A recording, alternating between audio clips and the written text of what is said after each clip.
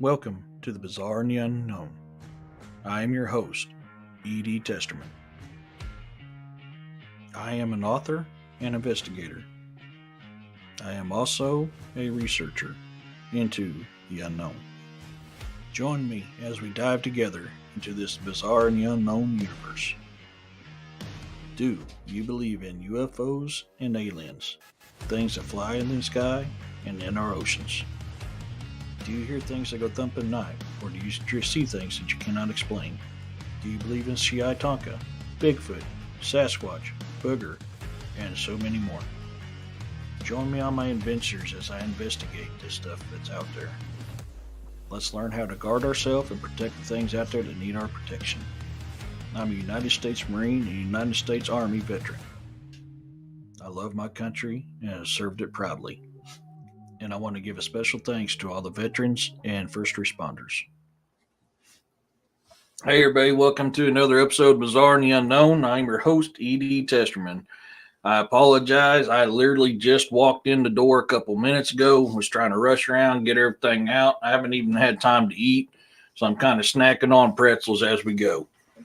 A couple little updates for those of you who's wanting to play the D&D live with me. I'm getting that set up. If I remember right, it's 20 or 20D rolls, what the name of the platform is. I'm getting that all set up. So whoever's wanting to play, start getting your character sheets ready. We can get all that uploaded. This has got a map and everything. I should be able to. We should be able to go and do it on there. So I haven't had a chance to work on it a whole lot today. I did the other day. Hey, Demiria. Today I was busy trying to hurry up. I was trying to get videos uploaded on my Rumble. I'm way behind doing that. And I made a new video drop today on UFOs, the declassification of UFOs. So that got dropped today. So I haven't had a whole lot of time to work on it. So today we're going to go over a little bit of things, how I like to do investigations. Some of the equipment I use, depending on what I'm investigating, depends on the type of equipment. Now, some of this equipment I use on both. And then some of it's strictly for cryptids. I mean, obviously, I ain't going to be able to get no physical evidence of a paranormal. So if I'm ghost hunting, I'm not going to take my microscope out and in my forensics kit. Well, you're not going to get anything physical like that from a ghost. So some of the newest things I got in, I did test it out a little bit the other day. Actually, yesterday. I had to set it up on my iPad as I've got these outdoor cameras that are all connected to Wi-Fi. They work okay. I think they're going to work better for paranormal and actually do field work.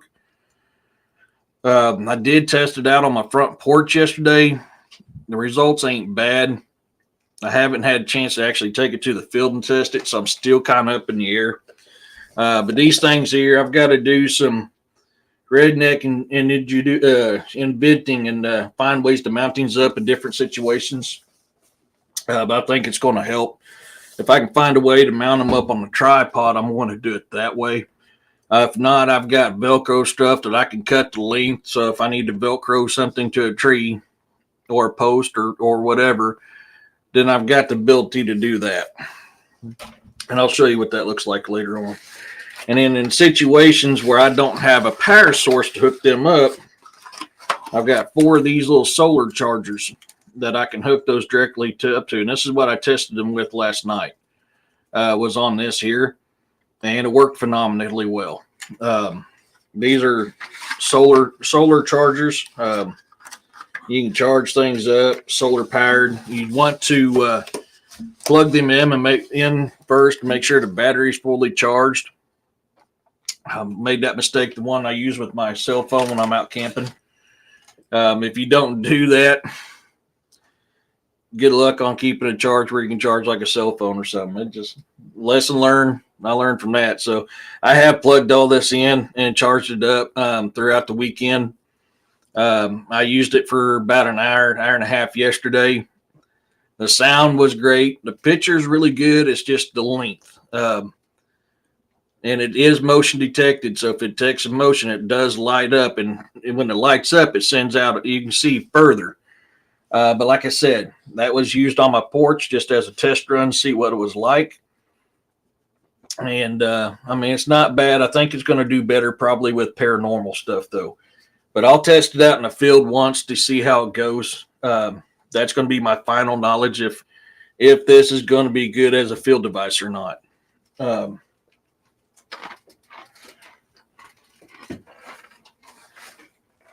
I got something that I can collect physical evidence on. I have a microscope that hooks up to my laptop. And right now it's broke apart. But that I can hook up directly to my laptop, record all my findings, keep a video copy of it. I can do all that with this microscope here. The chargers cost me about $19 a piece. The cameras was $133 for all four of those. This I got a while back. Oh, that's my phone. This I got a while back, and it cost me $170 if I remember right to buy that thing there. It's handy. It's really nice. I haven't got enough physical evidence to warrant breaking it out yet. More so, I'm wanting to collect hair fibers, which is where the Velcro strips come in. I'm set up now where I can pull up or bring out them Velcro strips, wrap them around trees to try to get hair follicles. When I do that, I'm usually coming up around 5.5, 6 foot is where I'm usually coming up to, just because I want to try to get out of the height of, normal woodland creatures. Now, those that climb trees, your possums, your coons, your squirrels, you ain't gonna get around that, sadly. So, I mean, that will be something you got to consider when you're getting hair follicles. Is the fact that even though you put this in trees, you're still going to have that aspect of it.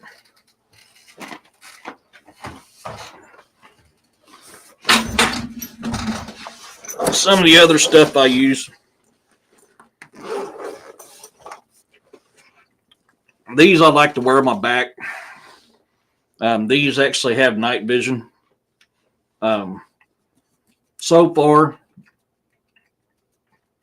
when I've done cryptid investigations, this thing's worked perfectly. Every single time I've tried to use it on a paranormal investigation. Hey, Blue, how's it going? Every single time I've done that. For some reason, the night vision gets turned off and this thing gets turned off. They turn these things off a lot. I have caught a lot of video. In fact, part 2 is the rear GoPro video, which was from this right here. So part 2 of the Pythian Castle that I put out was actually from this device here that was clipped on my back. And it does have a little clip. So I can make a little band around my arm, put it there. I'm a big believer in having something on your back when you're doing an investigation, because you will be shocked how many times you find stuff. I mean, perfect example.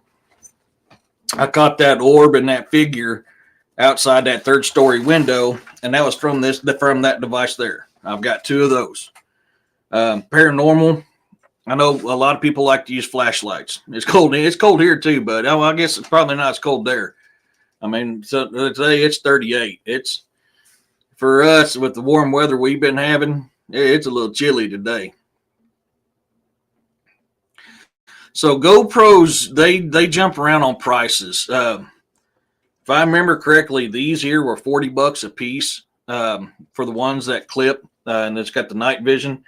The other set I got, I'm a little disappointed in. They're awesome. They were supposed to have night vision. They do not have night vision. but I like the versatility of them.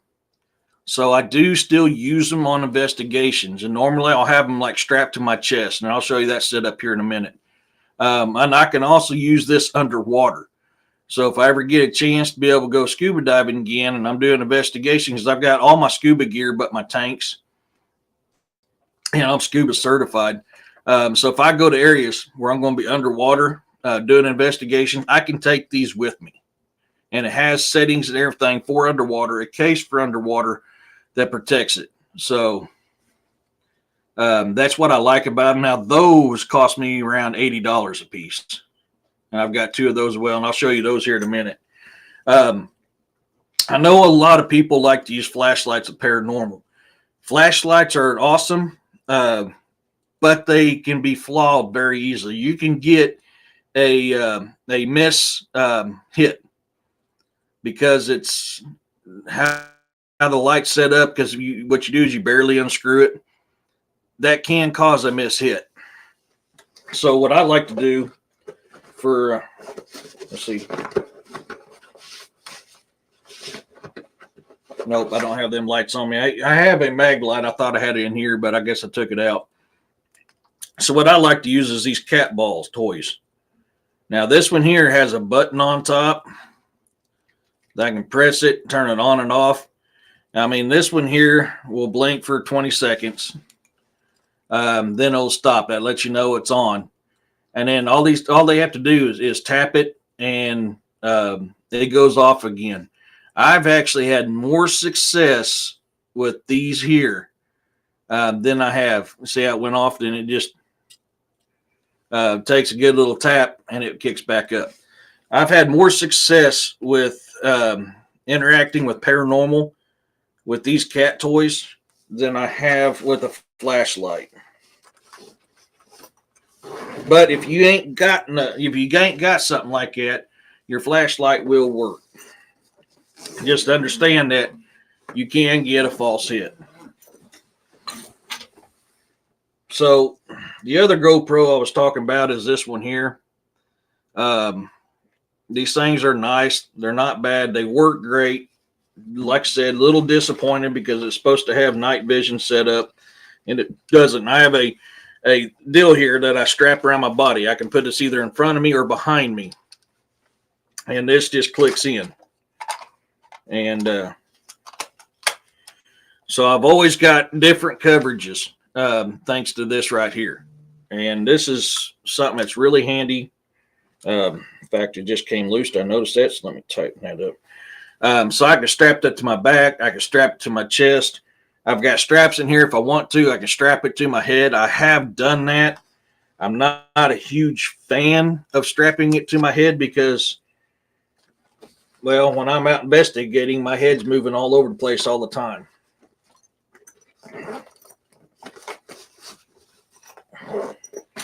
And when you want to go underwater, it has a hard case like this here. And you can get a special mic and everything for this. I haven't done it yet just because I'm not doing anything underwater anytime soon that I know of. At least it's not in the books yet. But you can stick it in there. It's got a special mic you can hook up to it. I can get I did find out I can get a light that hooks up to this that can help me do night vision with it. But the thing's $120. So I'm like, it's not really top on my list to get right now. And these here are chargeable. But once again, dealing with paranormal, they love draining the batteries on these things. And they love shutting it off. That is the downside of paranormal investigations, is paranormal will drain the hell out of your battery. And if you guys have seen my Pythian Castle Part 1 and Part 2, it even says, hey, Freaky, we're here to gather energy. Because we was talking about how when you charge them, do you get all the money? I wish. Yeah, I wish. We asked them what, we was talking about how my battery was dying. Because this thing here, this camera here, and I'll get it set up for you. while I'm talking. This camera here, I had it. It's my new one. So I'm still trying to get used to this thing here. And I had it backwards. That's why it looked a little weird. I had to buy a new one to replace my original because my original somehow vanished like a fart in the wind. And I have no clue where it went to. So I'm still learning this one here. So like a dummy, I forgot that I had to turn the mic on this one. So this is the camera I like to use. This has night vision to it. It's got a nice deal. So the mic, you've actually got to turn on and off. And I forgot that I had to do it with this one here. So I filmed the whole Pythian investigation with this thing here without sound because I forgot I had to turn that on with this one. So a stupid rookie mistake. I made it.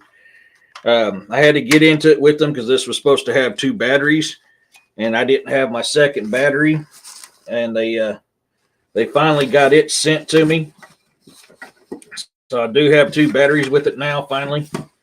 And how'd you get down there? You're supposed to be up here. It's also got a remote. So if I want to, if I got a tripod, oh, I left that in the closet. I've got a tripod I can mount this up to now, so I can actually turn it on and off with the remote. But it's nice. It's handy. I forgot what that stand goes to. What are you doing, crackhead? Oh, that's for this. This can set up on here as another stand mode. I prefer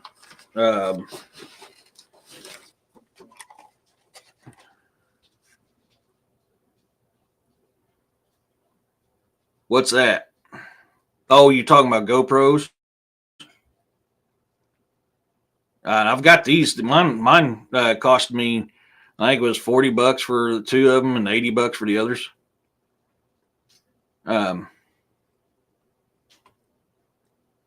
You know, you can get them.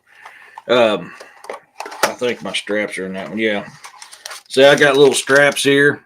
That first GoPro I showed you. I can strap that to my arm. I can place it around a small tree. So that's handy. I always like keeping that with me in here because you never know when that comes in handy. No. Oh, yeah, that's true. I wouldn't know. Waited a long time to get these 2 pieces of equipment in. I've got to rig something up for this one here because it was supposed to be I was supposed to click it and it stays on. And this is a laser grid, and this is for paranormal. And I can change the shape of it. But you use this to get back to the setting I like. You can use this to provide a laser grid. You'll catch more apparitions with this here than you will with a naked eye or camera. That's because, in all honesty, your smoky apparitions, either your grayish, why'd you flip over? Your grayish color, your white smokish like mist, or your gray ones is going to be more common than an actual full body apparition. And there's a lot of times that you'll swear you've seen something. But, hey, Demos. Hey, Richard. You'll swear you see something, but you can't tell. With that laser grid, whatever moves in front of it, you're going to see it. So this was really handy. Disappointing, like I said, though, it's I ain't going to sit there and hold the button down. So, I mean, I've got enough stuff that I can put together and help keep that button down. That once again, that's more of a paranormal than it is going to be for a cryptid or something like that. Used to catch things you can't see. been waiting for a while for this thing to come in too, and that's my EMF reader. And these things really, really handy, not only to get a baseline reading of the EMF in that area. You know, when you got something electronic, here's a good way to show you. If you got something electronic, you can have a baseline that's 0. Put something electronic on it, see how it bounces up. That lets you know how much electricity, you got how much electricity you got coming around, the EMF and electrical magnetic field. So if you go into an area, now EMF has been linked to hallucinations, feelings of dread, even sickness, hearing things. EMF is tied to that. Oh, that'd be cool, Richard. I haven't done one of those in a while. I want to. I haven't done one in a while. There's an old Union Soldier cemetery right outside of Springfield. I'm thinking about doing. Do you use an EM pump device? Curious if they really work. I have not. I've kicked around getting one. I'm kind of curious on how well they work too. From what I understand, things work great. I personally have never used one. Hey, Dead Wolf. This one truth I do know: I am not normal, and I don't think any of us are. So when you're going in to do a paranormal investigation, one of your base things you should do, one of the very first things you should do, is go around with that and try to find all the EMF fields and how high they are. Once you do that and you have a base reading for each one of the rooms, when you go in there, if something's there and triggers it, it'll light up more. And that helps you to know that, hey, I got something else here. Very common mistake some people make is they walk in with that thinking, oh man, it's lit up, I've got paranormal activity. No, there's a lot of electricity and there's a lot of wires going through that place, man. You're just picking up the EMF field on it, or the EMF on it. This is my 360 digital. Normal is what everyone else is, but not here. Exactly, man. Yeah, no. Or who knows? Maybe we are the normal ones and everybody else ain't. I'm normally an angel, yeah, right. This is a 360 digital recorder. I use this on any investigation. This is one of my favorite tools, especially paranormal. But even with cryptid investigations, I've caught things I didn't hear with my naked ear, or I wanted to catch something to validate what I heard. That bad boy right there is essential. Hey, you never know though, man. Oh, that's my digital 360. Now I have another digital recorder, and I use this too, but my main purpose for this one, even though I have used it outside of it, is with my parabolic mic. Being my parabolic mic can't save recordings, and which I've got to redo the trigger system on it. Or I already did. Never mind, I already did. So I took one of my Velcro things here to tighten down to keep the trigger pull on it so it's always going. I can actually hook my digital recorder. I've got Velcro strips on here. I can actually hook my digital recorder directly up to this. And now I can record as much as I want. I can lay this down. I can strap this on here. It holds the trigger down. I can set this wherever I want it. I can carry it wherever I want it. And it's going to record the entire time. I mean, this thing here wasn't very expensive. The digital recorder was around $30, $40 for the digital recorder. So I just took a couple things and done some tweaking to it and made something that I didn't have to spend several $100s on, I did it for a lot cheaper. So, and I'm known for doing that stuff. I'm like, why am I going to spend the extra money on something when I can do it cheaper and make it myself? And I've done that several times, and this is one of them. EVP is my favorite. I like recorders that let you listen real time, so you can catch evidence. Yeah, I catch them on my digital recorders, my 360. I catch them on my GoPros. I catch them on my cameras. I catch EVPs often, and they're on Pythian Castle Part 1 and 2. You'll hear the EVPs on there. I mean, I also have an EVP app that I use that's really handy, works really good. Even on that app, I've caught EVPs that didn't come up on that app. So anything that record digitally is great for catching EVPs. The 360 is going to be your top grade thing for catching, because it's recording in all different directions and not just isolated into one mic. It's got mics all over. So a digital 360, when I go into a location, I turn that on and set it down, and I start recording. And it's going to, I'll pick up more EVPs with that 360 than I will with any other device. Even all the other devices combined, I still catch more EVPs with a digital 360. I bet in the future AI will listen to our recordings and pull out the evidence for us if they ain't already. I mean, they probably already are, Richard. This is a Pop-A-Tac Sierra Bravo, a P-TAC SB7 Spirit Box. Sorry, I went military for a second. These things are nice. I use them from time to time. I have caught stuff with them. It's not my favorite tool to use, just because the white noise irritates the tar out of me. I'll be completely honest with you. And the white noise washes out so much other stuff. My favorite thing to do with this, if I'm going to use it, is I'll have it set up with that digital recorder I hook up to my parabolic mic, and I'll leave a room and just let it go. So when I'm using this, that's primarily what I do with it.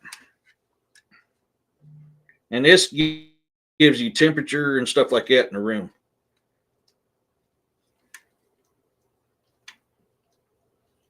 And I can hear it's 72 point. You might not be able to see that in the camera. I don't know. No, 72.3 degrees in here. And then I can set the sweep speed that I want. Set the volume on it. I can go AM, FM. Here's AM.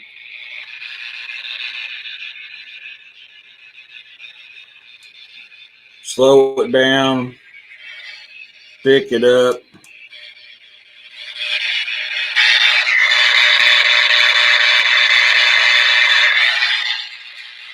So these things do work. I just don't have near the success with it as I do with my digital recorders. But I do use it in situations. Hey, Jeff, how's it going? So it's not like a bad tool to have. It's just listening to all that white noise irritates me, and that's why I don't like it. So it's just personal preference, but I will admit they do work. Especially when you're listening to hours and hours of that white noise, waiting to pick up an EVP. That makes going through evidence kind of a pain in the butt. But they do work. There's another tool out there, I can't remember the name of it off the top of my head, that has gotten away from it's the same thing. It's a spirit box, but it gets rid of that white noise. I can't remember what it's called off the top of my head.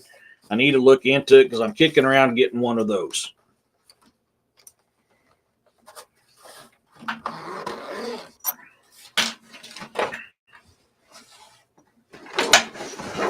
But get this zipped up here. Now my big bag is primarily when I'm out doing cryptid investigations. Oh my gosh, Jeff, you've been busy, buddy. I hope it went well. I hope everybody's Thanksgiving went well. Mine wasn't bad. Wasn't bad at all.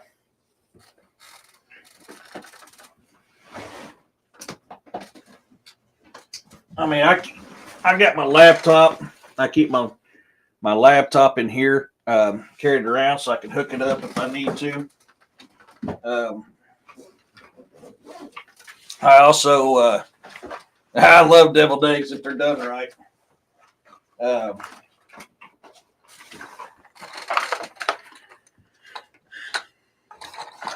I also keep my iPad in there too.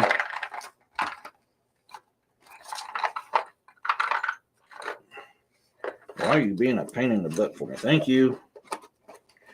So I did do forensics in college for a little bit, up until I got tired of the legal system and how it is. So I left, transferred schools, went to MSU, and picked up in a field that I love, which is wildlife management, Missouri conservation. I majored in that and minored in bovine and equine. I still have my forensics kit, so I still, when I'm doing cryptid investigations, these are test tubes. I use these to collect evidence. So, like if I find hair follicles, poop samples, whatever else I could find that I think it's worthy, I'm going to put it in this.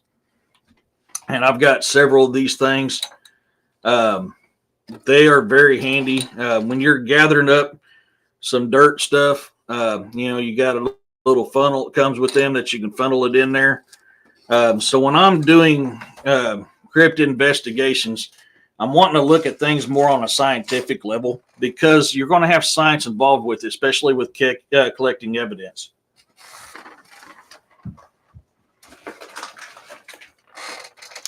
I'm always keeping plaster with me. The gloves that comes in my forensics kits, they ain't the good ones. So I went out and I keep a box of heavier, dudier ones with me.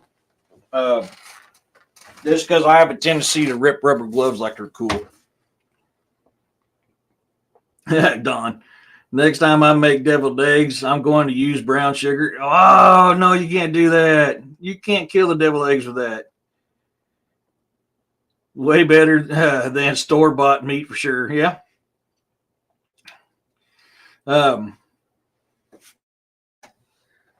We had regular pickled.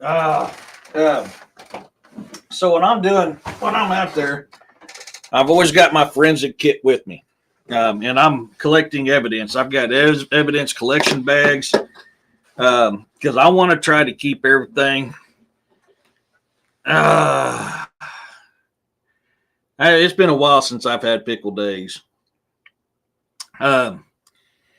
But my forensic kit's got everything. I can do fingerprinting.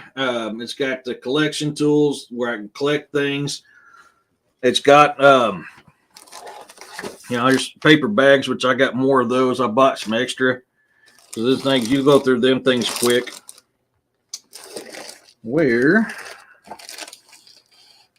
There's your fingerprint powder.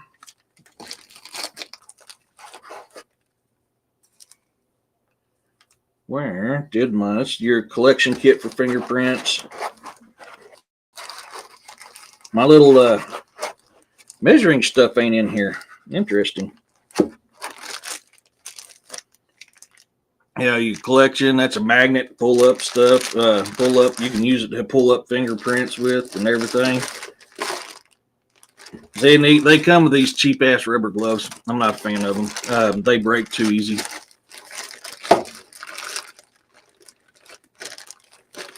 There's my Sharpie. I always keep a Sharpie because I use a Sharpie to write on everything. It's got different tweezers to pick stuff up. A material sheet. So when you're collecting evidence, you write down the location, the time, what you collected. All that goes on this. That peanut butter jar that I collected. Some more tape to pick up some fingerprints. When I collected that peanut butter jar. I was using this kit here, and I've got all that stuff collected on it. Pop open, baby. Pop open for me. Why are you being a butt? I got different thicknesses of magnifying glass so I can see things up close if I need to. Especially if I ain't got my microscope with me. For some reason, my number deals and my measuring equipment ain't in here.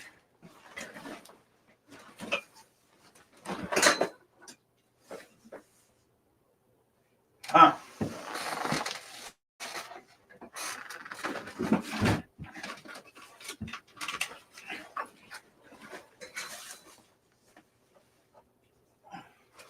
I've got sticky little sticky deals there that I can write on if I need to put it over something. So say I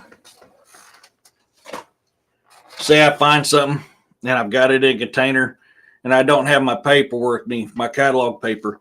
I have little sticky deals I can write on that and put on there so I can get back to the house later and fill out the collection sheets, which I can grab. No, I've got it stapled up. I don't want to open it. I can show you the outside of it. So they're just, oh, come on, mouse, work for me. You're on crack today. There it goes. Hey, not so perfect. It's just two different thicknesses of magnifying glasses that comes in that kit. I can't remember. I'll have to look at it again. I don't remember what they are, but they're handy. They're not big. They're small, as you can see. But if you're wanting to look at something close, you can do it.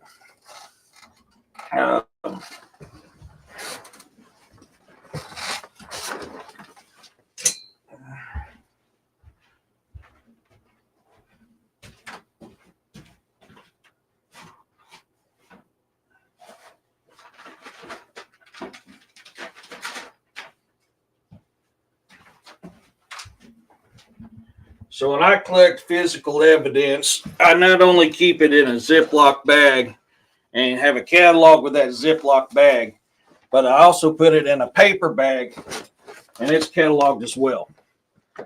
So you're going to see here, agent privacy, because it's me. Item number 001 is the first one I collected. The date I collected it, the time I collected it, who collected it, which was me. Description of what I collected. Type of offense, there's none because there's no offense. Victim, there's no victim. Suspect is Bigfoot. So all that's going to be written on the front of my evidence bag. Now inside of here,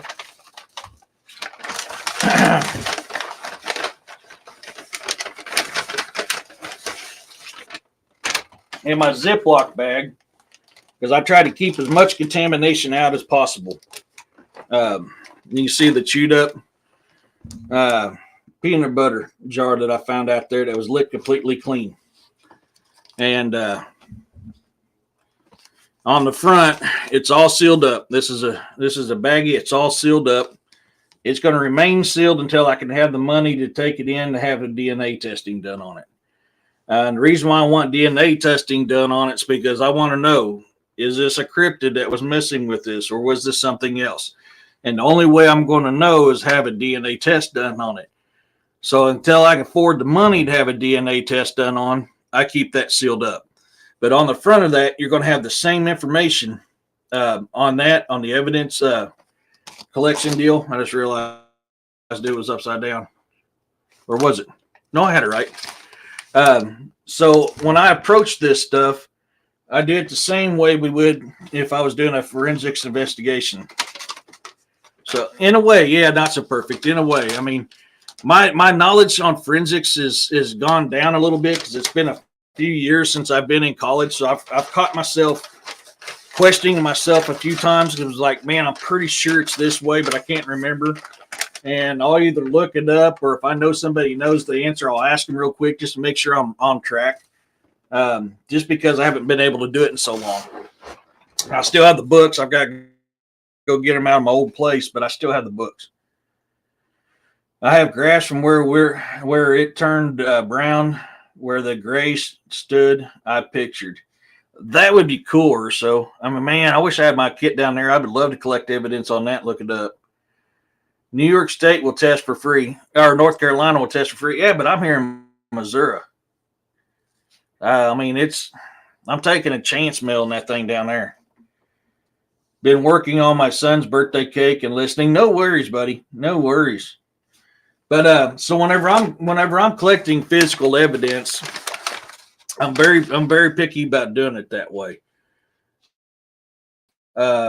Because, and you'll see it, like you'll see the video. I had the video on YouTube where I actually collected that, and people are like, what am I watching here? Well, I have a chance to possibly have some Bigfoot DNA, and I didn't want to contaminate it. So I've got the gloves, I've got the mask on, I've got all the stuff, and you'll see the GoPros on my chest. It's not the best quality, but I had to work with what I work, and I'm a one-man show. So I didn't want to cross-contaminate any of this. So that's when I found it. I came back to the house. I grabbed my forensics kit. I went back out into the field, put everything on I needed to put on, put everything in there, wrote down on everything, filled everything out, because I did not want to cross-contaminate that any more than what it's already been cross-contaminated. Somebody's eating a child's cake, working on it. Baking it, yeah. So that way, and this is for me. This is where science comes in on investigations. I'm big. I want science involved on investigations as well. Now, if I had, I mean, I've got to get rebrushed up on my forensic stuff, which is obvious, but no kidding. I can't bake to save my life. I can cook just about anything out there. When it comes to baking, I suck. But if I can get a good team of people with different skill sets together, that'd be awesome. But I mean, like you've seen with my parabolic mic, man, sometimes I got to rig stuff up to make it work.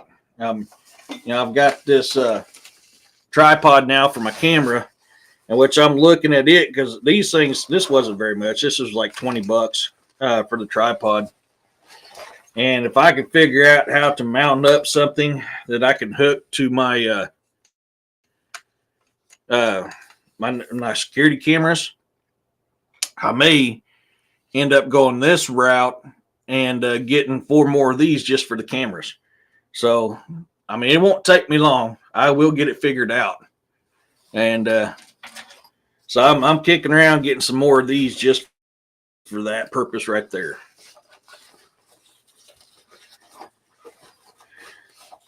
You would think so, Roxanne, but I promise you, I have been practicing for several years when it comes to baking. And either my stuff comes out like hockey pucks, or like my cookies are supposed to be cookies, turn out to be steak or be like cakes. Then they turn to hockey pucks. No worries, Kevin. Oh, did he have a new upload tonight? I'll have to check that out later. So that's some of the stuff I like to use. There is, if I can get a chance to get in the woods with DA and probably 1 or 2 other people, there is a trick I want to use. I'm not wanting to say it right now because I'm wanting to set this up that I want to try to see if I can draw in some cryptids. It's something based out of history, something the Native Americans talked about doing, and so I want to give it a try. Thing is I don't want to do this by myself if I do it. Oh, yeah. Fire up my wood stove, put my Dutch oven, my cast iron Dutch oven on top of it, pop that chili in there. Yeah.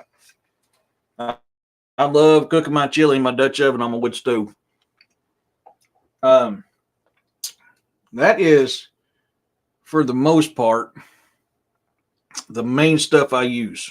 I mean, you guys have seen the app. I've done lives when that app started working. Um, and that thing's handy. You guys got any questions on any of this stuff I have out here? Anything you want to see again?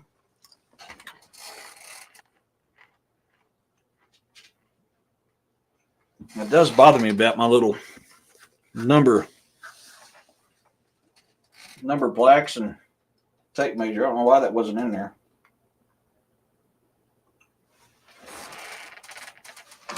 And I know I didn't leave it out there because I was just out there not too long ago.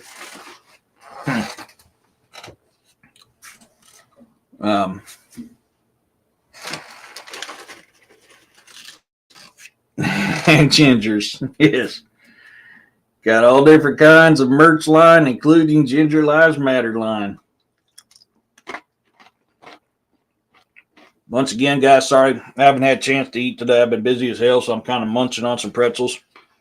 I just walked in like a few minutes before the show started from dropping my daughter off at work. I dropped her off a little early so I wouldn't be late tonight.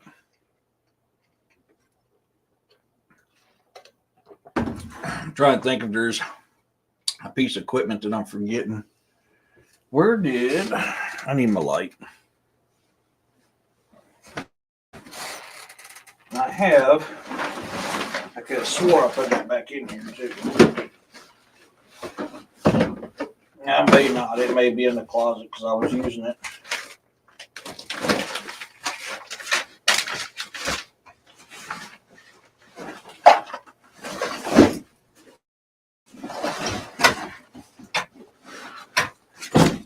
Yeah, maybe in the closet because I was using it. I have a roll of Velcro that I can literally make my own Velcro strips, cut them to length per location for click. Oh! I know where that's in the living room. That's why I ain't out here. I had to use it on something out in the living room. Actually, I think it was because I was working on that out there. I haven't brought it back in here. That's where it is. Huh. But you know, the app it's set up for these security cameras. I can watch all 4 cameras at the same time. So as long as I'm within the which I've got a portable Wi-Fi unit. That's what I've got these set up on. I have it set on just that because that's what I'm going to be using out in the field.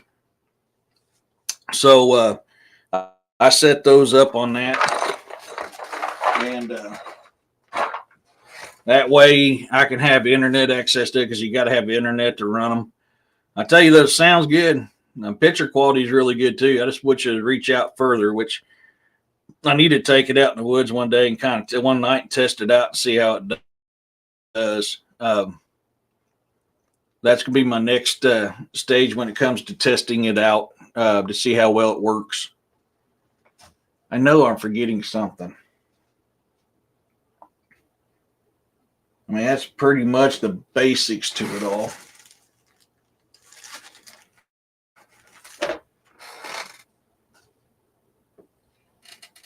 You can, I don't do it.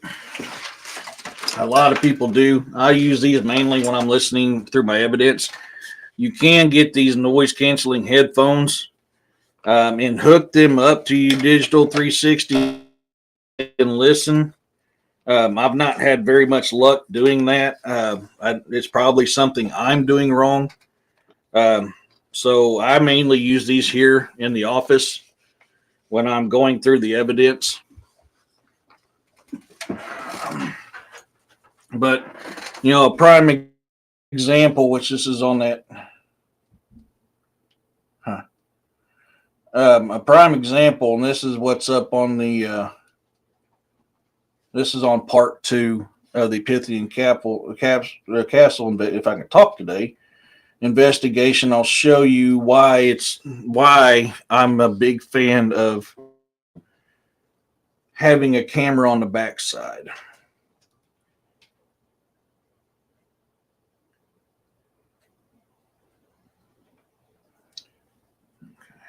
Let me set this up and I can share the screen with you guys.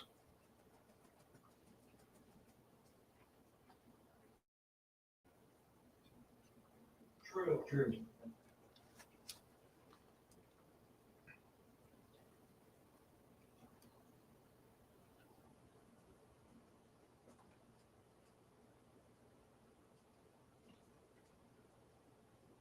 trying to understand what you're talking about, Roxanne.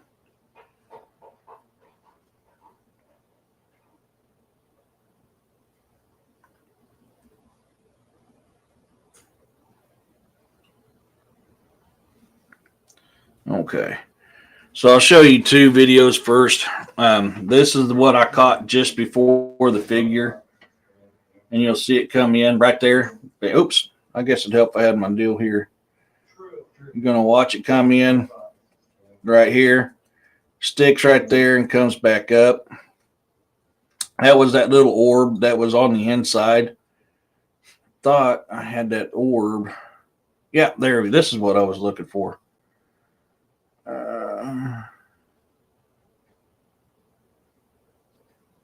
I believe this is it in slow-mo. I like to skip to it.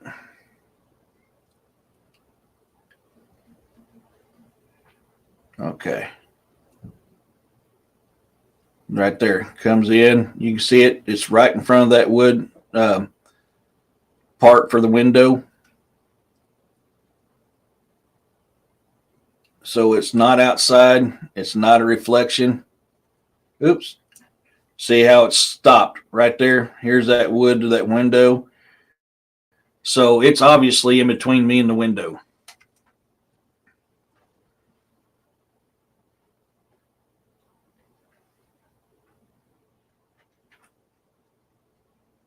Oh, okay. That's what I thought you were saying. I wanted to make sure. Go figure. That's a rumble deal. And then I'll take this to the end. This is all stuff. This is on that part too. So this is going to be slowed down and enhanced on the site. You can see the figure start peeking out right there. Then it ducks back in and see it come right back out. Right there. That is why I like keeping a camera on my backside. Because you will be surprised how often you will catch something you didn't know was there. Because this is cryptid, this is paranormal, this is supernatural. They will come they will look at you from either the side or from behind you. Right now, I'm not set up to be able to record on all four sides. It'd be nice if I could set up and be able to record on all four sides. I'm not set up to do that, basically because I move around way too much. So that's hard for me to do. That is the biggest problem. I mean, I can do it outside of that because of that, which is what makes it hard for me to do it that way.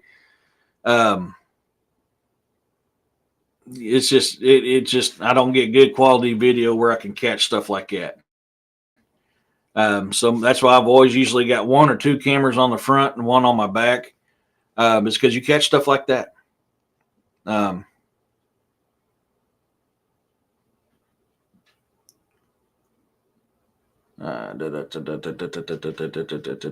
What is? I could probably show that.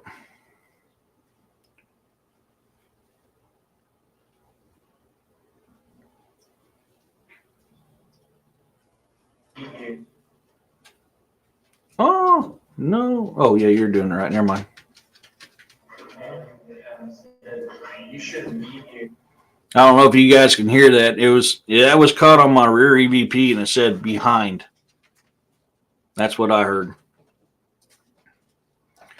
So that's another digital device that catches things. That's why I love having different kinds of recording devices around, especially when paranormal, more so when it's paranormal, is because you're going to find stuff every single day or all day long. I mean, I haven't even got a chance to get to my digital 360 yet. And I've got through part of it, not all of it. And I mean, I found figures, orbs, them saying stuff. I mean, I've got all kinds of stuff. That was from the rear. Oops, hit the wrong button. That was from the rear GoPro.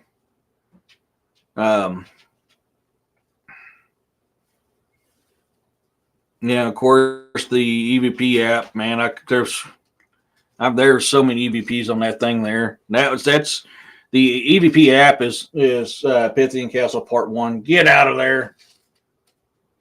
You don't need to be in there. I know what you're doing.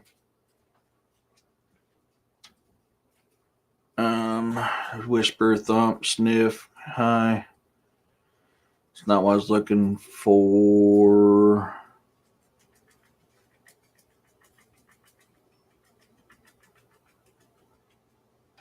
And I still got 2, 4, 6, 8, 10 more videos to go on my camera.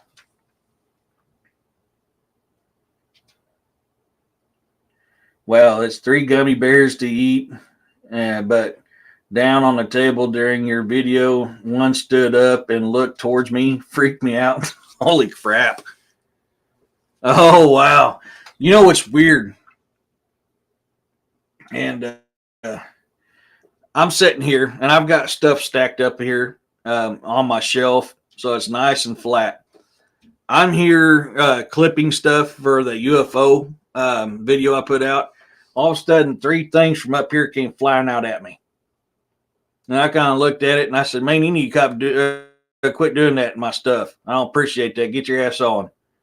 And it hasn't done it since, but I had Jesus Peon's book fly at me, a notepad fly at me, and that printing of my logo on the translucent paper fly at me.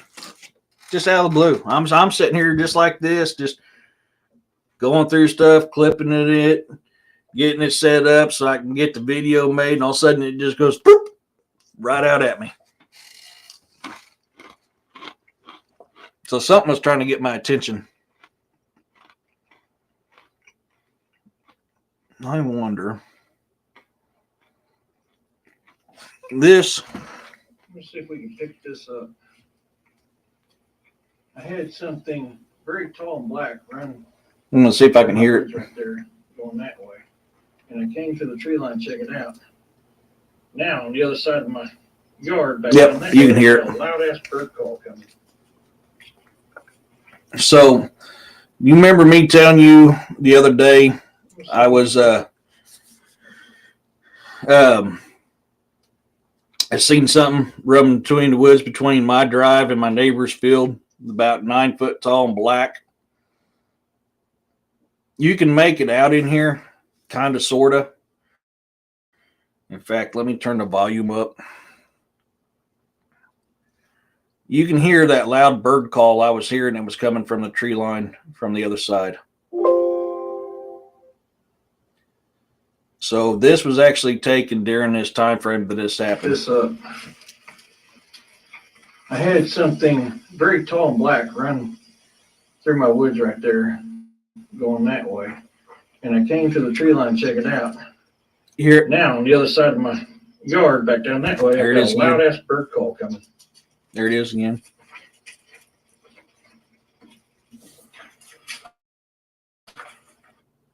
That's what I was dealing with, and it only did it while I was next to that tree line. Once I got away from that tree line, it quit.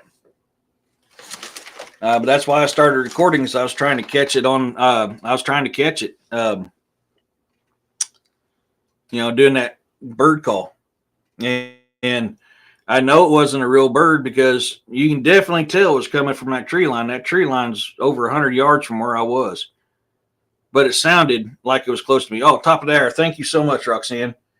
Let's look into some Dark Angel Medical.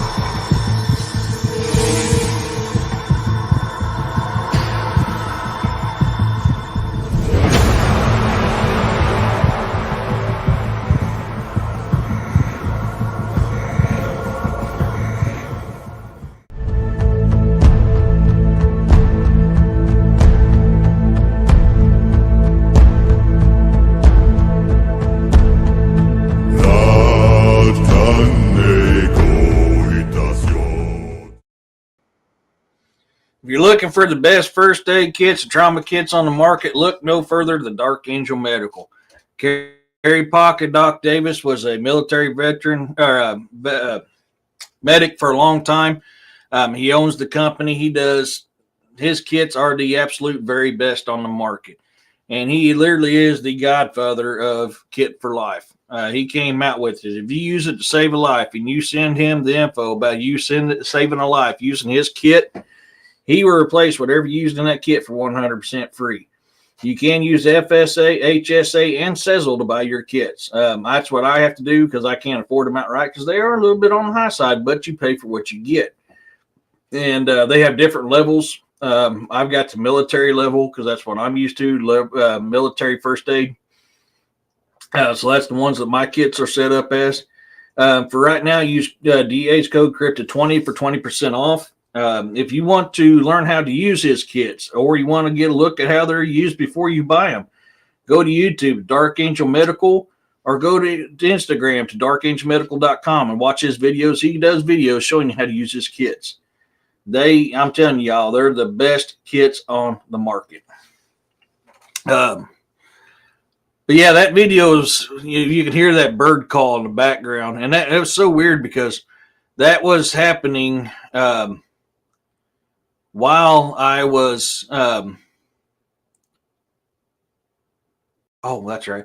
That was happening while I was in that tree line trying to find what that thing was running in there. I mean, I seen it clear as day. Nature was calling me when I seen it. So, can't believe that's a rumble. That's a rumble video there. Yeah, they really are. Hey, Firewater. But yeah, you won't find any better kits than Dark Angel Medical. So, with that, that's most of the stuff that I have right now that I used. There's a lot of times too that in the field I've been known to make things, to use too. So depending on the situation, if I need to get to a location it's not easy for me to get to, well, I'm going to make me a way to get to it.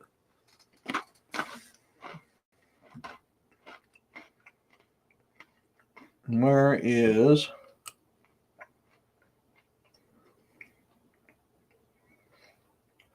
Oh, here's that jar. So this is what the jar looked like before I picked it up. If it will load up. You can do it. You can do it. So I can tell something small had gotten hold of it, but I'm wondering what got a hold of it before they did. And I mean, you can see this thing is picked completely clean. It's scratched up. It's chewed up. That's where I found it at. That's about 20 yards from where we originally had it at.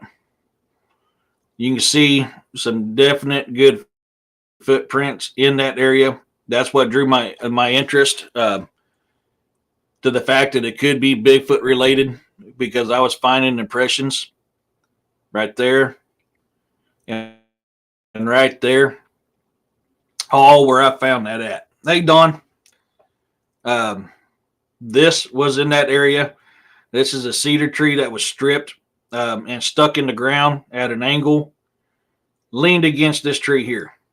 This was all in this area where I found that peanut butter jar. Another angle at it. The peanut butter jar was over here, off to the, about right in here, off to the side. This is stripped out. This is a cedar tree. It's got strips torn out of it right there, right there, right there. Top was broken out, but that could be from the ice storm. But that's definitely too high to be porcupine and deer. This is one of the prints that was found right there where that peanut butter jar was. You can kind of make it out. It was 15 inches long when I checked it out. kind of another. You can kind of see where the toes were on it. Comes down. This is just a really jacked up area. You can kind of see an imprint right there. That's a pretty deep imprint right there. Still got some moisture in it. But I mean, this whole area, there was there, and some off over in here. All these, so it's like the thing was standing there just kind of, peanut butter type deal. And that's what drew my interest to it. And that's why I kind of looked at it. This was actually right here, used to be a small tree that was down. The tree was gone. It was there the day before. And then when I went out there that day, this is just kind of showing you the imprint, how big it is. This is size 9. This is one of the smaller ones I found out there. But I came out the next day and that tree was gone. That peanut butter jar was there. This is a heel print. You can see the toe marks up here. Kind of hard to see them just because I was kind of focusing on this part right here on this picture. This was all that stuff that was around where that peanut butter jar was. Yeah, no joke. So this is why I take forensic kits out with me, because when you get something like that, and this was the lid that was way off in another part, completely different direction than the jar was. This is why I take forensic kits out with me when I do cryptid investigations, because you're going to come across stuff like this. And you want to be able to preserve it without cross-contaminating it. That's where they tore that out to get to that jar that had the blue rubies in it. Trying to see, where did it go? This is one a buddy of mine sent me. And was along the James River. He was going around. This thing is 18 inches long. And he found this along the James River, which I'm currently in the process of trying to get permission to go out and do an investigation on.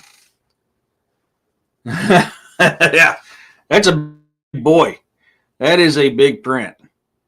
For some reason, I did not save the picture he sent me with the ruler. That thing was 18 and a quarter, 18 and a half inches long, somewhere around. I think it was 18 and a quarter is how long this footprint was. But that was right there in the sand along the James River. I don't have permission to give the exact location away. So I'm not going to. I wish I was there, because I would love to have cast that footprint. That's a really good footprint. And that one, he sent that to me. I think one's a double dip. 1, 2, 3, 4, 5, 6. Yeah, I think this one here is a double dip just because how it looks. It kind of crossed over on each other, but it could be an inbred too. That's sand. Peanut butter and cheese and crackers, but I have to share with the dogs. Yeah, it's it could be a mutation of 6 toes, but judging how this is and how it's messed up right in here, I'm going to say his toe moved. I could be wrong. I don't know. He could have had something between his toes. It could be, I don't know. But this type of sole, it's sandy. Kind of zoom in on it. It's a sandy material that's along the James River. Hey, Jessica.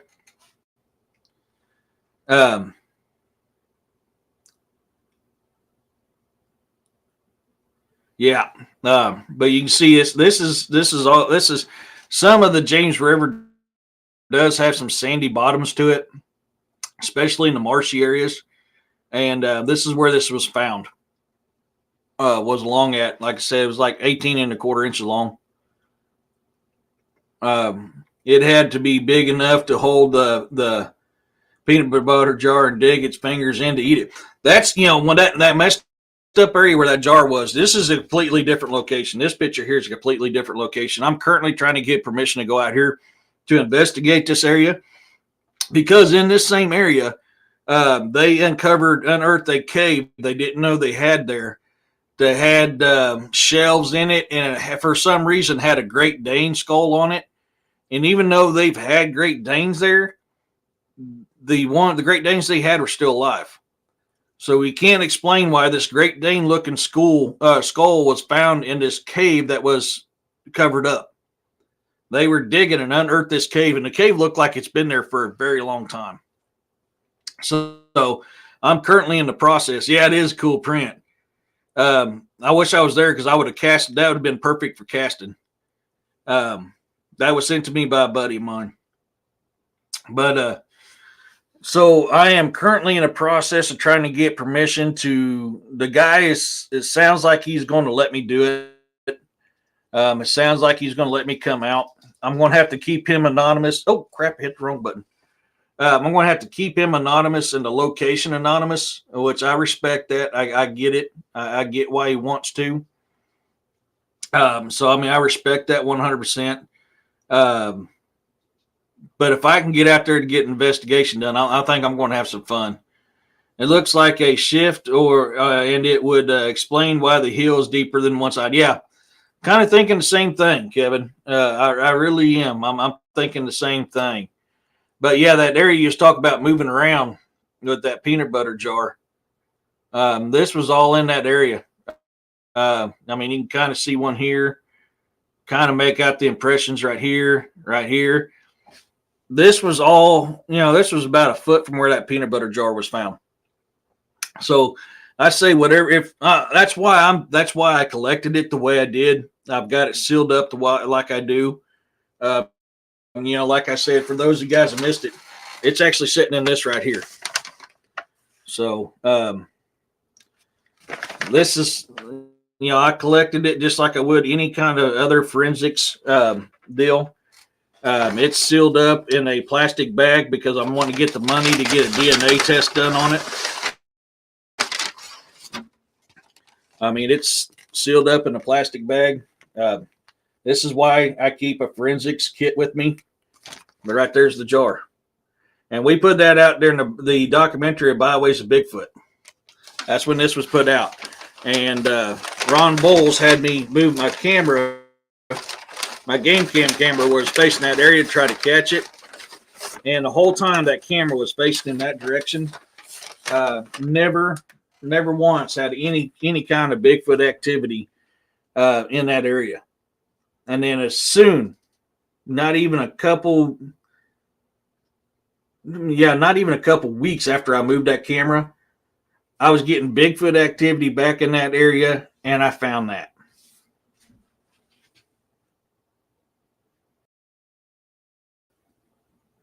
It does. Yes, it does. It looks like it. I got to looking at it closer with that zoomed up, and looked like I was wrong. There's the little toe. It looked like it came up and set back down again.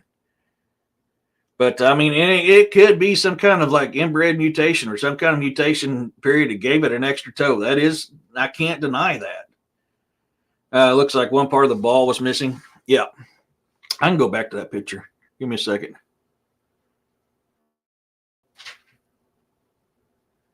And this is, I didn't catch that till now. But if you actually look here where it looks like a sixth toe, kind of looks like maybe it had picked up and came back and it barely came down and that toe caught right there. Because it kind of looks like it's overlapped here. This kind of looks like it's been overlapped. Like maybe it walked off and created another one. So I'm wondering if this wasn't a part of the original and the rest of it, the toes just kind of went in place and then it just overlapped that one right there. And that's why that looks wonky right there. That would explain that. I could be wrong. I mean, but it's a theory. That's just a theory I got on it. So now I'm wondering if it didn't accidentally kind of halfway step, which caused that. I don't know. And we could be getting backfill from the weather. I mean, that print could have been there for a couple of days, and all of a sudden now you got moisture and other stuff bringing it back in. I think so, Don, but I'm not 100% sure on that. I do know there's mutations. I have heard of mutations. So the possibility of it having an extra toe, definitely in that realm of possibility. Humans have been known to have extra toes. So it's not far-fetched to think that Sasquatch couldn't either. My daughter and father was born with 6 fingers and 6 toes. The extra was amputated at birth. He was also kidnapped overnight and returned at 5 or 6. I now find that interesting. Huh. That's both cool and terrifying, both at the same time. You know, the 6 toe parts, but yet kidnapped and returned. Wow. So I mean, it's very possible that could be a mutation. I mean, and it really, that's just how it is. Because you got to think the possibility of there being inbreeding in with Bigfoot, you can't leave that out. That is something that has to really be factored in there, especially if there is a low number as they're suspected to be. There would be less chances of them actually finding a mate of a different bloodline, especially probably more so nowadays than it used to be back in the old days. So the fact that there could be some inbreeding going on that causes mutations, I cannot dispute that. I have to factor that in.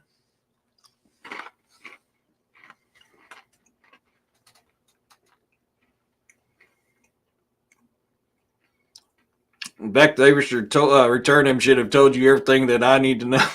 Yeah. So there was now a type of giant, which was the Nephilim. The Nephilim was a type of giant that had 6 fingers, 6 toes, and double row teeth. That was a crossbreeding between angels and the crossbreeding between the Watchers, the angels that were the Watchers, and the human females. They were known to have 6 fingers and 6 toes. Which, I mean, with that being said, are we actually looking at a Nephilim footprint and not a Bigfoot footprint? Possible. There's been giant remains found all over Missouri here. If they were here at one time, definitely possible for them to still be here. So, I mean, I didn't think about that. That's actually Don, that's actually a good thing. I didn't think about factoring that in my research on this thing. So that's just another element I'm going to have to keep in mind when it comes to if I get permission to investigate this area. When kidnappers don't want you, it would be emotional damage. Depends on the kidnappers. I might be okay with it. I'll be like, come on, please, somebody love me. All I want to be is loved. Well, I kind of figured you did. But, damn, I don't know why I didn't think about that before.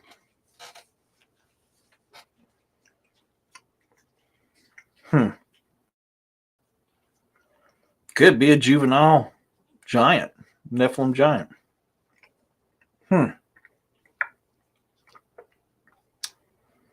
That is definitely an interesting aspect. Ever since I've learned about the Nephilim, I've wondered if there was any relation. That is something I brought. I'm not one that puts Sasquatch in line with Nephilim. Nephilim was a completely different giant, and all your history stuff, when you study ancient history, will tell you that. Even Lilith, Adam's first wife, who was made from the earth the same as Adam, even she said, they talked about giants that were before the Nephilim. Enoch talked about giants before the Nephilim. I believe Noah even talked about giants before the Nephilim. So there was giants before them. Giants were a different type. And when I did the Bigfoot show a little while back, make me wonder if oh,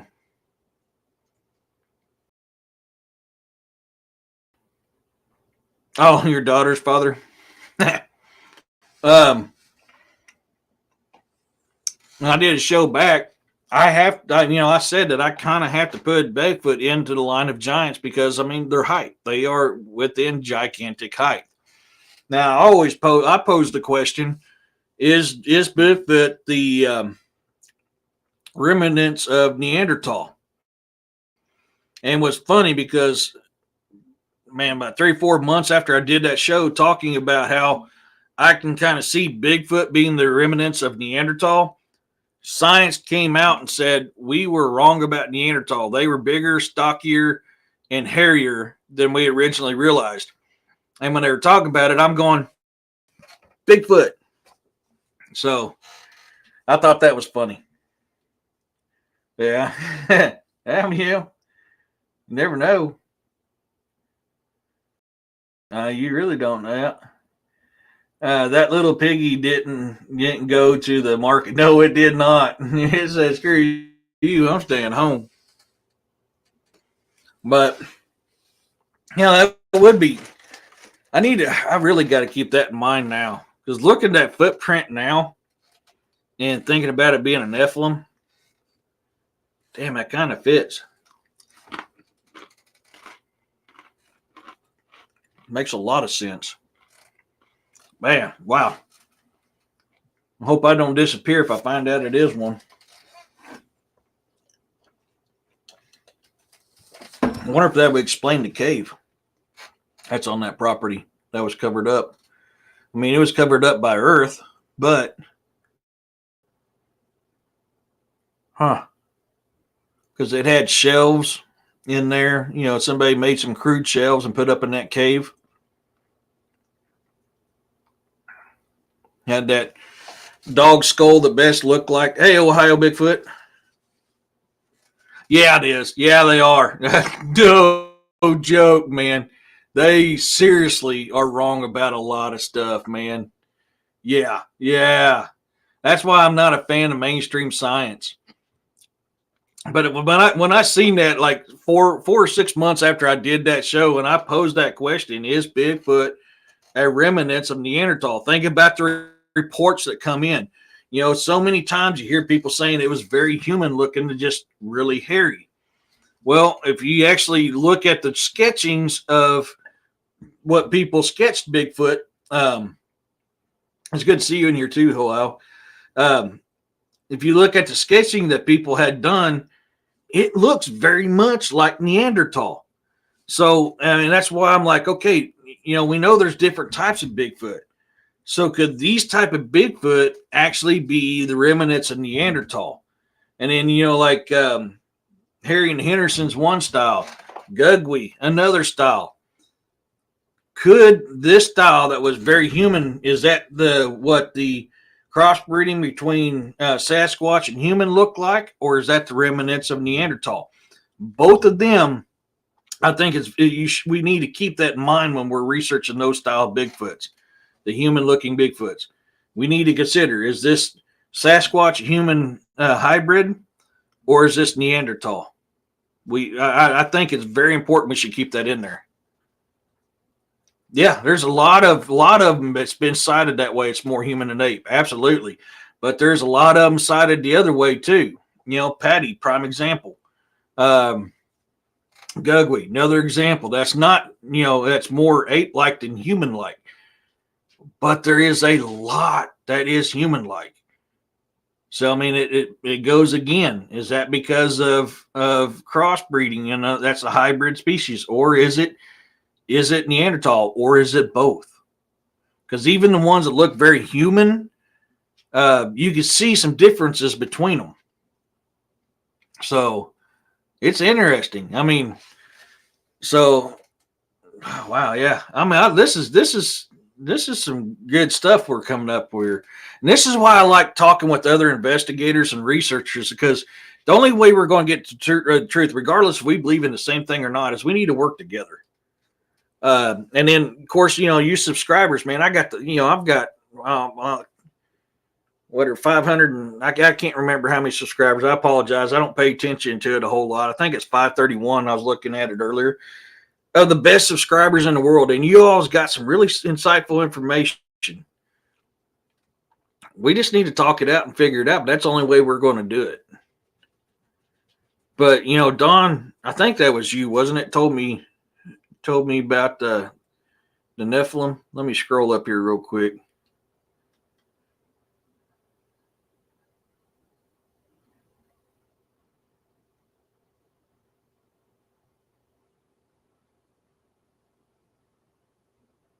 Yeah, Don. I mean, you brought up a really good point I didn't think about when I got sent this picture. That is honestly a really, really good point. I appreciate that. They breed with some animals thousands of years ago. I didn't know that. I've never seen anything on that. That they bred with some animals thousands of years ago. I've never seen that in my research. That's interesting. I wonder why there are no Neanderthal ghosts or apparitions seen, no caveman ghost or what. Who's to say we haven't? I mean, it's possible we have, and we just don't realize it. Then again, if I was always, the Bible will tell you that Adam and Eve was the first humans created. I've never in my life have ever accepted that. I always thought that was not right. Even when Cain was cast out, he said he went to the city to find a wife, where he ran into Lilith, Adam's first wife. That tells you there was life here before Adam and Eve. Now, Adam and Eve, one theory I have is Adam and Eve might be the first ones created with a soul. So is that why you don't have ghosts of them? Because they didn't have a soul to leave a ghost behind. That's possible. But I mean, at the same time, we could have seen them and we just don't know. What kind of bikini do I get with an extra vertebrae? Asking for a friend. Yeah, I'll put you in a banana hammock. The fallen ones mixed with many things. Yes, they did. Now, I'll give you that. I've heard plenty of stories, especially more so on the Anunnaki. The Anunnaki is one, when I've done a lot of research on this ancient history and ancient religions, Anunnaki seems to be the ones that messed with gene splicing more than anything else did. I don't know why, but there's other religions, that talk about it too. I mean, the Minotaur is a prime example of that from Greek mythology. Look at the Cyclops. Cyclops was between I almost said Odin, Poseidon, and oh man, now I forgot. Poseidon is something else which created the Cyclops. So yeah, I mean, a lot of religions do talk about that. Weed eater for shaving.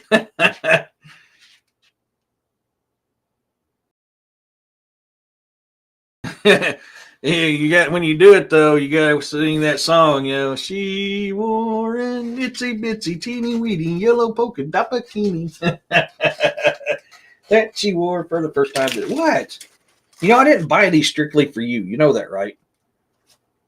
I'm supposed to be making Chex Mix with them. You pushover.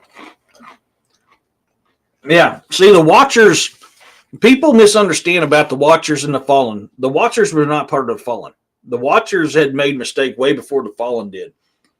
The Watchers were here supposed to look over us and protect us and guide us in some ways.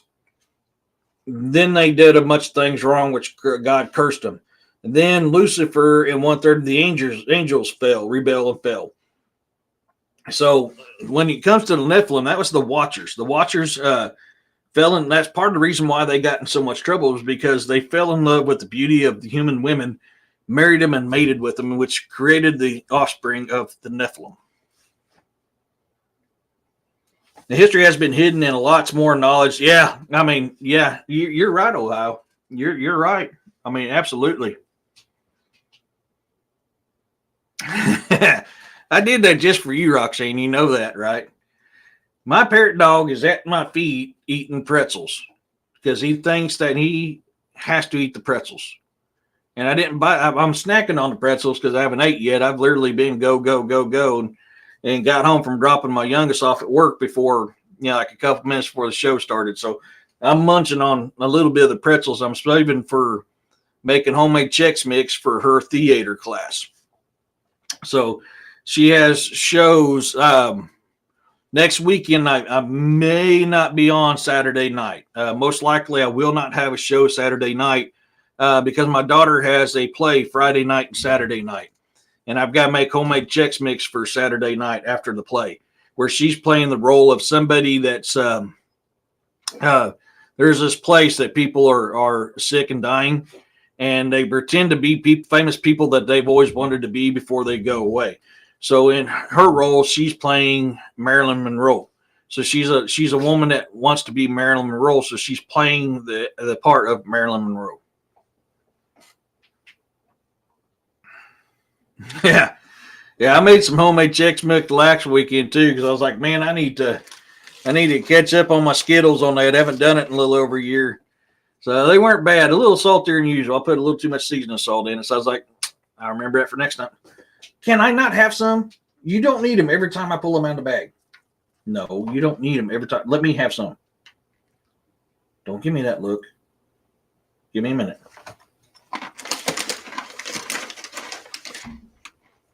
There. You're so pushy.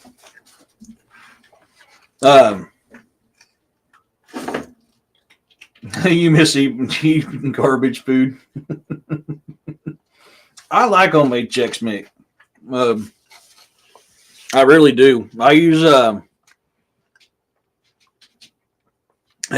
ground up garlic, ground up onions. Seasoning salt is the one thing that I can't, have done here. But yeah, making Texas firecrackers later. That sounds familiar, Roxanne. What is that? That sounds so familiar. But dude, I swear I can call your name all day long. You won't hear me. You hear a bag, just a crinkle, just a slight crinkle from a bag, and that catches your attention.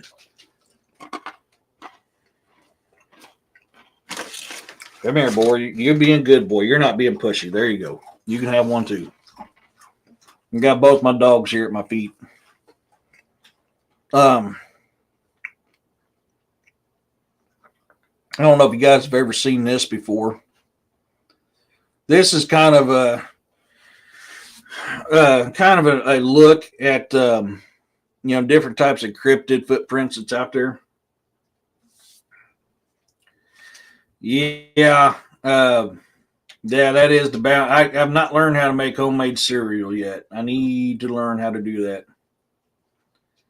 I've tried to figure it out a couple times. I've not been successful at it yet. This is supposed to be the Hoodag, the front, the rear, Jersey Devil, right here, Yeti, Sasquatch, Kongamato, a gray, a Kazika, back, front, Chupacabra, right there. That almost looks raccoonish. Beast of Gavadon, right there.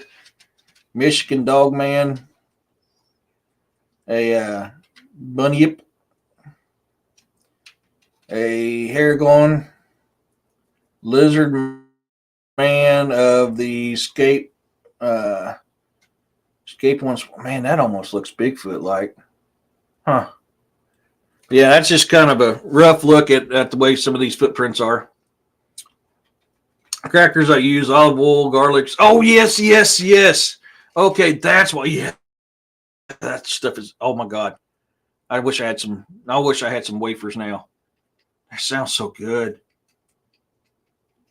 Yes. Okay. I know what you're talking about now. Yes. Oh my God, that does sound amazing. I haven't had those in a while.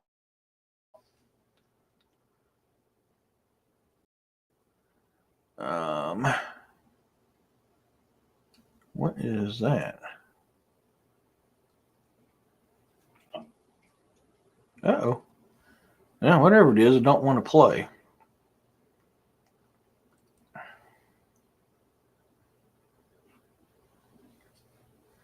What the hell?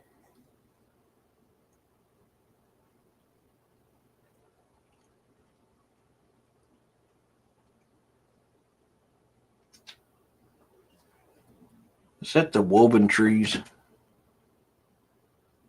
No, but this is something I find quite often. This is stuck in the ground down here. This is stuck in the ground right here. These vines are woven up in through here.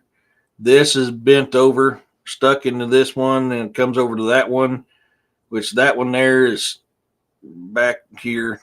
This is all woven together. You see how this one's bent over, stuck in the ground. This is the type of stuff that I find. I am hungry. I haven't eaten yet. We have seen two different creatures, the Bigfoot and the Dogman. I haven't ran into Dogman yet, Ohio. I both want to and kind of worried about it at the same time. But if the Native American stories is true, it's not the Dogman that I got to worry about. It's the werewolf. So if I run into the actual Dogman, I'm hoping that'll be a little bit better. Chicken fried steak, mashed taters. Oh man, green beans with bacon and a bottle of beer earlier. You lucky. You so lucky. Yeah, this is something very common when I'm out Bigfoot investigating. Is I find stuff like this all the time. This is really common. So many times, I don't know how many times I found trees that was bent over, stuck in the ground, or they've been broke off and they've been broke off and stuck in the ground. Bent over, woven into this stuff. Very, very common. Hey, Griff. Very, very common. Very, very common. Also, on this note here, yes, you can still support the channel by buying me a coffee, but I can get super stickers now too. Which yesterday we had a super sticker war, and it was Firewater who won with $15 between her and what was it, Kevin? I think was the other one that done 10. You guys were having that super sticker war yesterday. It was funny. But this is, I mean, like I said, this is very common when I'm out in a Sasquatchy area, finding stuff like that. I may have another. We've seen that one example I showed you earlier. Let me get back into. I don't think it's going to be on this. Yes, it's on this one. Yeah, this is some other good stuff I've found. This is common. This is a cedar tree that had been stripped, stuck back in the ground. I don't know, Firewater. She was in here a little bit ago. I don't know if she's still listening. Jessica, if you're still listening or wanting to know if you're going to be on SOR tonight. Yeah, St. Christopher was a dog man. Yep, exactly. Got caught up watching storm chasers around Lake Erie. Oh, you're still getting a lot of. Never mind, that wasn't you. That was freaky getting all the snow. They catch us some good storms, but this is common. So when you see something about roughly in this range here, this much, because this is roughly 5 foot right here, that very well could be deer, or it could be like porcupine. But when that thing starts getting stripped up past that, we're getting outside of the realm of deer and porcupine. Oh yeah, is it a snowstorm coming in, bud? So when it starts going past that 5 foot mark and coming up like this one, you can see how this one here is wrapped around the tree. Because cedar's got a lot of medical purposes. That's when I start getting excited. When it comes to looking at Bigfoot stuff, you can see here just another one where it's still stripped up even more. This one goes up to about 12 foot. There's strips coming up that about 12 foot up. So when I'm finding them that high off the ground, yeah, they eat bark for food too, but this is cedar. Cedar has tons and tons of medical properties to it. So a lot of my stuff that's stripped here. Yes, I have some other stuff that's stripped. Most of the stuff that I have stripped around here is cedar, and that's why I'm wondering if they don't use my place as like a pharmacy, because there's a lot of medical properties in evergreen. Here's another one. This one here was another one. This was stripped, stuck back into the ground. Yeah, they done a number on this one. This one, yeah, that's cedar. Okay, yeah, that's cedar. Let me get a closer look. I'm pretty sure that's cedar. Yeah, that's cedar. Yeah, that's another cedar tree. They did that too. Here's another one where this has been pushed over and this was pushed over. I can't remember if this is one with the root bulbs kind of sticking up or not. Yeah. There's a lot of animals don't like cedar. In fact, the bed frame that I'm fixing to build here at my house is it's going to be cedar. So I'm going to pop this back up here again for a minute. You can see how that, we just kind of zoom in there. See how that's kind of sticking up out of the ground right there? That had been pushed over. So those are some good ones. That's just that tree again. Funny enough, this is in that same area that peanut butter jar, but this was taken a year or two before that peanut butter jar deal.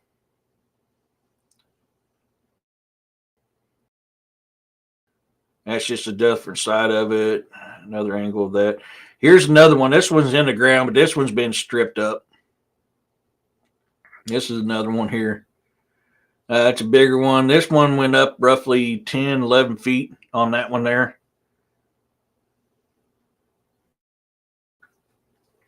Oh yeah, I do too.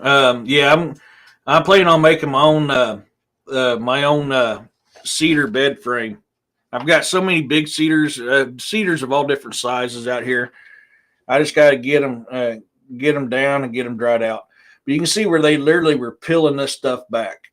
And you'll find this all the way up these trees, where they were peeling it back, getting to what they needed to get to. This one here, this lower part was probably more or less maybe a buck rub, but the fact that I had no scrapes, no hoof prints of any kind of deer in that area is the reason why I found it fascinating and pretty sure that it was Bigfoot. You can see, like I said, you're getting the same thing up. This is about 12 foot up in the air, and you're getting the same kind of strippings. 12 foot up. That's not deer. Yeah. The Native Americans did the same thing for hundreds of years. Absolutely, they did. Yeah.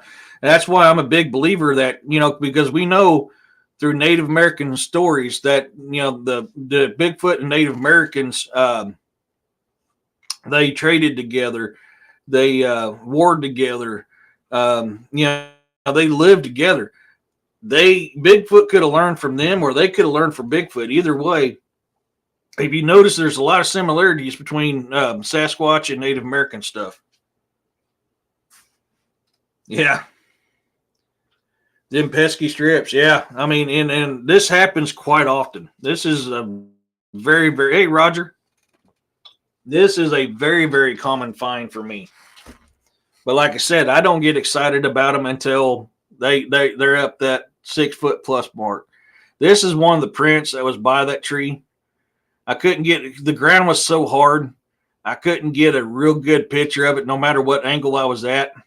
But this one here this is think this one was 17 inches, if memory serves me correctly. This was by one of them trees. This one here was broken off, all weird. You can see some strips off of it. It was just kind of weird how it was just broken and put down. I think there's a couple more pictures of that in here. No, yeah, that was a footprint. You can kind of make it out. My ground is so hard, it's hard to make it out. But this was right next to that tree. You can kind of see the remnants of that one tree right there. This was all in that, around that tree right there. You can see the depressions. There's one there and one there. It's so hard. I mean, this whole area is worked down. I mean, I was finding stuff all the way up here, all the way down. They went in this area thick and heavy. You can kind of see where they worn one down here, and there's one kind of right there, one kind of right there. They were thick and heavy on here. There's some more cedars that's been stripped. You can kind of see almost like a claw mark there, but you can see where the stripping come down on that one. Comes up a little higher. Here's another big one here, kind of one right there. This is, it almost looked like this one had its claw dug into this one, like it was trying to use its claw to get it out. 17 inches. If a man says something 17, it's probably 6. Yeah, get over it. We like to tell stories. Yeah, this was an odd tree here. I can't find no roots there. It's almost like this one was stuck in the ground too. That could have been done by wind. It's just the bark missing off of it's what I found this one interesting on this one. So I don't know if that was wind related or if they took the bark. This is an oak. This is an oak, but you can see where the bark's been worked off of it and then stuck in the ground. Inflammation. I believe stomach acid too, upset stomachs. There's a lot of things that cedar's good for. Yeah. Here's that oak tree again. You can see how the bark's kind of looks like it's been jacked with and then stuck in the ground. Like this is that blind. This was a blind that was behind my house. You can see how this thing was bent over and you got all this stuff coming down off of it. And oddly enough, back over here is my house. So you can kind of see where a path's been worn down here coming up into this. And on this side over here is my house. Now, there is a nice deer trail that runs through here too, right back in here. It's hard to make it out, but you can kind of see it right in there is where the deer come traveling down. This is another look at it.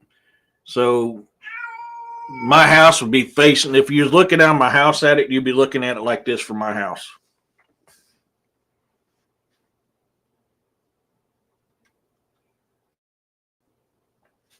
You can't see the deer trail good in that one there, but roughly back in here is where that deer trail was. And I've harvested a lot of deer back in here. So I mean, deer are thick. This is just, you can see where a whole bunch of stuff's been worked. I mean, gosh, you got all kinds of prints all over. This is all around this blind. You can see parts of that blind right here. This is all right in that blind area. Yeah. You hear the kitty cat. That was Aurora. She's wanting attention. Some more of it.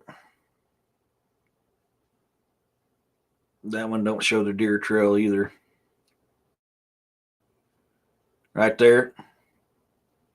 This is all around that blind.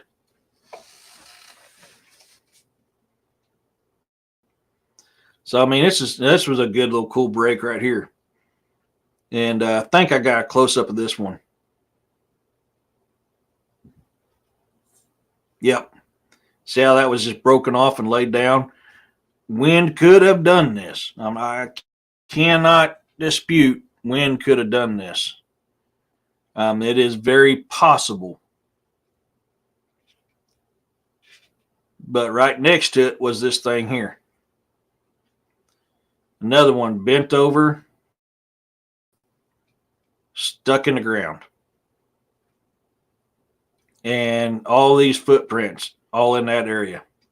There's a lot of heavy traffic around that broken tree and that bent over tree. A lot of traffic.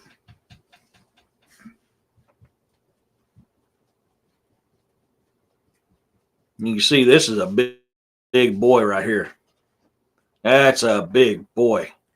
I don't remember the measurements on that. My foot is nine inches long. So that's going to put that every bit of 19 inches long. That's a big bruiser. That's a big bruiser. The other tree pushed over, leaned up against another one. All in the same area. This is all in that same area.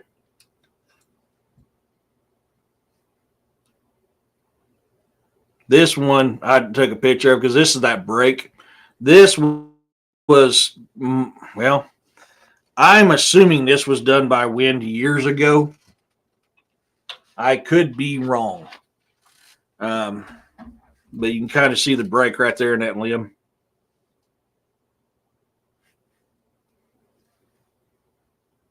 Oh, right. I didn't realize what time it was. I mean, you see this thing has been completely, daggone it, completely pushed over. It's been like that for a long time, though. I can tell you that. It's been like that for a long time. Not sure. This, to me, looked like it was a knuckle print in the snow underneath one of my game cams. I can never get it. There's too much freeze and thaw and refreeze. We never could confirm it. But this literally was right under one of my game cams. And I remember I've had photos where it went off. There was video taken, but nothing there. And then I came out about 2 days after that video was taken, and I found that right there in front of my game cam. So I don't know if it's a knuckle print or not. It looks like a thumb right here. Looks like knuckles. I can't confirm that it is or not. I mean, that's just kind of some of the stuff I found doing this. And those were pictures from 2022.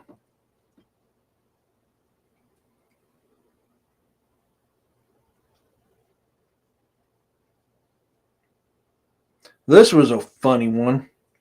I came out to my tree stand one day, found my tree stand brace messed with. And then my first thought, dang wind messed with my tree stand. Then I find this right underneath my tree stand. My ladder's like right over in here. See this big boy right there? Yeah. But I found that big boy right there, and my tree stand looks like that right there. The brace for my tree stand. I seen it when I was walking up, and my first thought was, damn, we had some really good wind. I've never had my tree stand jacked like this. You know, I had to loosen up my straps to get this back to where it's supposed to be. So I'm like, damn, I wonder how the wind did that. You know, and then I'm looking down here and I find that big boy right there. So I was like, I wonder if they were messing with my tree stand. You can see kind of a worn out area right here. This is not 1 foot. This is like something was standing there. I mean, you can tell it's 2 feet, kind of like that. All right around my tree stand. You can see where one's heel dug in right there. So there's the foot dug in underneath the leaves. That's all by my tree stand. This one didn't come out as good as I wanted it to. It's kind of hard to see this one. That's that footprint. Yeah, I know. Yeah, ever since then, I've been cautious. I've been cautious. I found this big old scraped up area right not too far from where it was. I don't think that's a footprint. I could be wrong. To me, it don't look like a footprint. Kind of like it looks like something was there and shuffling around. Maybe it's not a scrape. It's not a turkey scrape. It's not a deer scrape.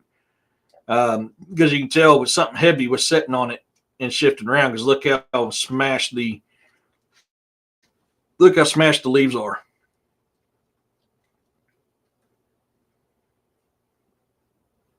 See how smashed down they are? That's something heavy.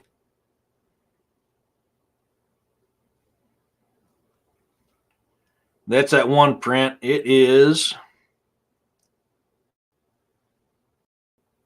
15 inches long.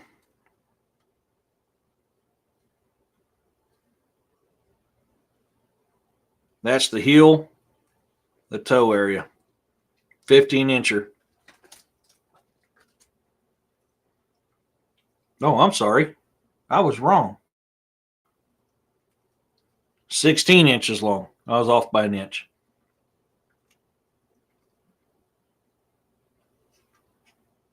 So you can see right there where the toes were.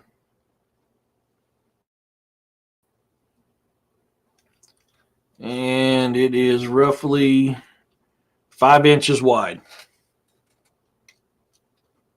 at the heel. No, that's the toe area. 5 inches wide at the toe area. No, that was the heel area. There it is. That was the heel area because it's about 8 inches at the toe area.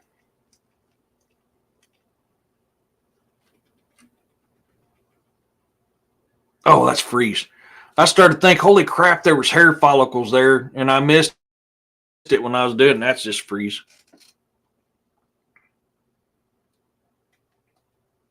Yeah. What, honey? This vine was thrown up in here. Strippings. So, yeah, that's that's the kind of stuff I find when I'm out there. Yeah, honey. Well, just give me a second, baby. Yeah, I know. Well, just hang on, baby. So we're getting close to that 2-hour mark. I believe DA's got a show tonight, so we're going to wrap this bad boy up. And I lost track of time. I have fun looking at this stuff when I find it. To all my new subscribers, thank you so much. To every single one of you OGs, I appreciate every single one of you guys, OG to new. I appreciate every single one of you guys. You guys are awesome. I have some of the best subscribers in the world, and I appreciate you guys so much. And so I wrote this. I play this at the end of every show on Sundays. That's just a little poem. I've never reworked it. I just kind of left it how it was, even though I wanted to a time or two. It goes, there comes a time when the warrior falls. They leave this realm and be missed by all. Raise a glass and keep them in your heart. They have kept this realm safe and performed their part. Look to your veterans, your active duty, your EMTs, and the blue line. What they do or have done was walk that fine line. When the demon comes calling on your soul, they will be there to save us all. Hold them in their prayers, for they are deserving. They all have served or are serving. You guys, thank you so much. Go through, check out some of my videos I released today with the UFO. And if you can like, subscribe, and share this out. And as always, everybody, peace, love, and blessings to you all. And I hope I see you in DA's show tonight. Goodbye, everybody.